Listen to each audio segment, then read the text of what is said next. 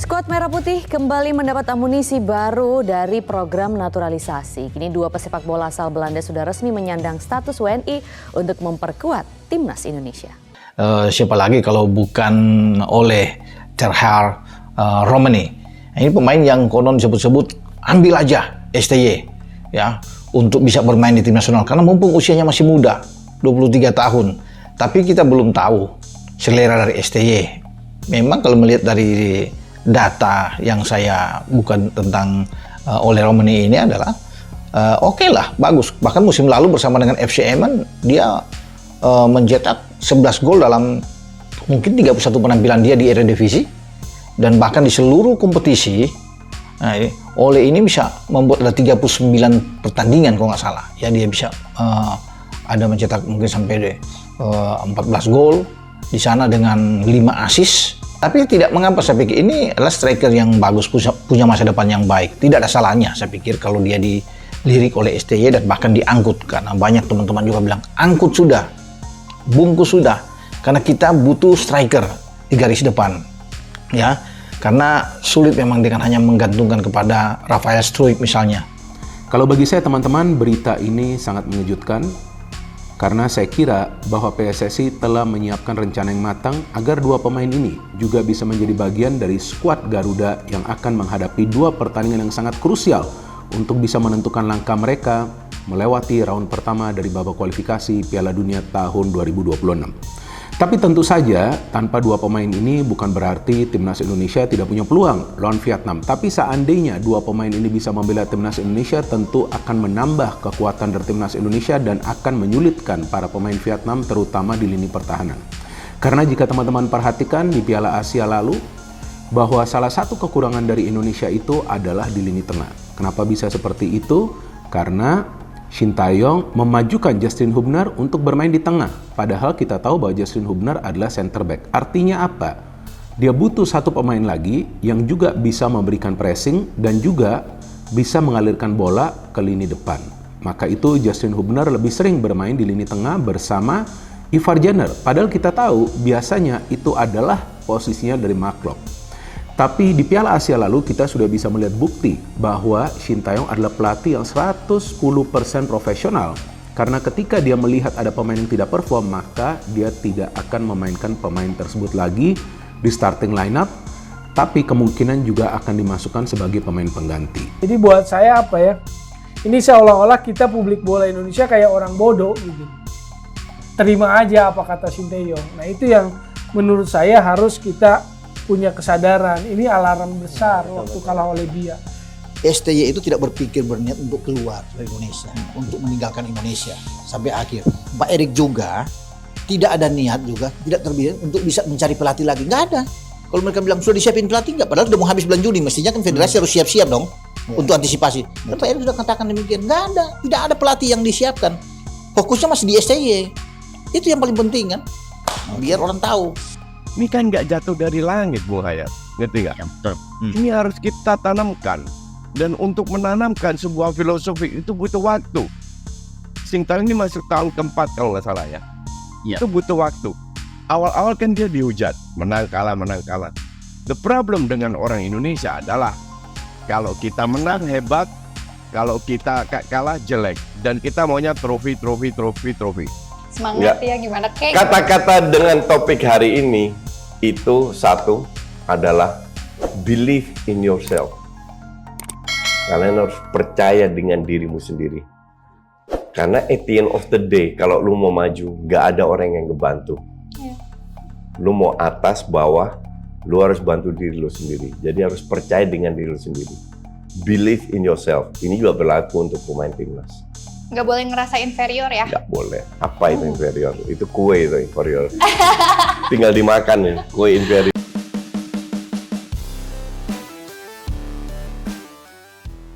Ole Romani, penyerang keturunan yang akan dibawa Shin Tae-yong ke timnas Indonesia.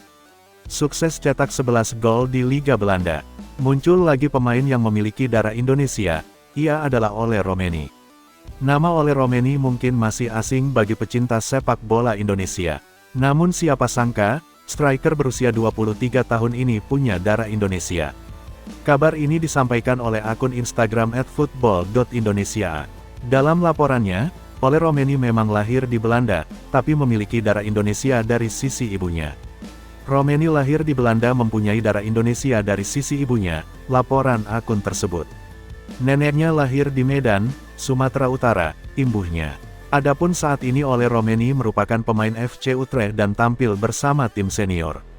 Artinya striker kelahiran tahun 2000 ini adalah rekan setim Ivar Jenner. Melansir dari Transfermarkt, Ole Romeni merupakan jebolan klub lokal Belanda.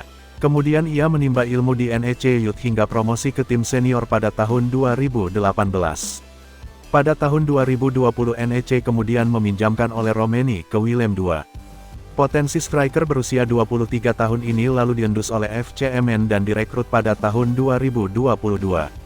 FC Utrecht kemudian merekrutnya pada tahun 2023 lalu. Sejauh musim ini, Ole Romeni sudah tampil dalam 12 pertandingan dengan mencetak 1 gol bersama FC Utrecht di Eredivisie Belanda. Ole Romeni sendiri juga mengikuti perkembangan pemain keturunan yang menjalani proses naturalisasi untuk bisa membela timnas Indonesia. Pasalnya ia sempat berkomentar di Instagram Ragnar Oratmangun dan Maarten Paes. Nah, Ole Romeni bisa menjadi solusi tersendiri untuk timnas Indonesia jika mencari striker. Pasalnya ia sudah tampil di kompetisi tertinggi Belanda. Bukan hanya itu, posturnya sebagai striker depan juga mumpuni karena memiliki tinggi 1,85 meter. Apalagi di level internasional, Ole Romeni sempat dipanggil ke timnas kelompok umur Belanda mulai U15 sampai U20. Di lini depan skuad Garuda, ia bisa bermain di tengah dan kemudian diapit winger Ragnar Oratmangun serta Rafael Struijk. Meski begitu, sejauh ini belum ada pernyataan apakah Ole Romeni ingin membela timnas Indonesia. PSSI pun belum bergerak untuk berusaha mendatangkannya agar diproses naturalisasi.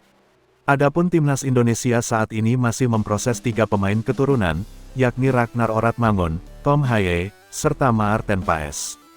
Ada satu nama lagi yang juga tinggal menjalani sumpah WNI, ia adalah Nathan Chuaon.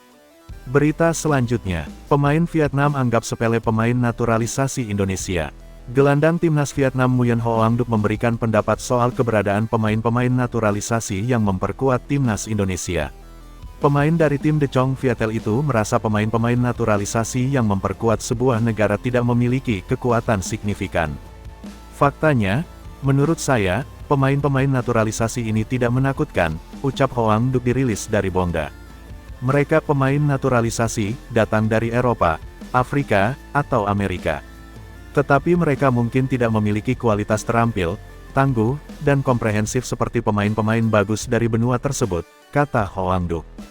Khusus untuk pemain naturalisasi Indonesia, Hoang Duc pun memiliki penilaian tersendiri meski tak ikut berlaga di Piala Asia 2023-2024 karena cedera engkel.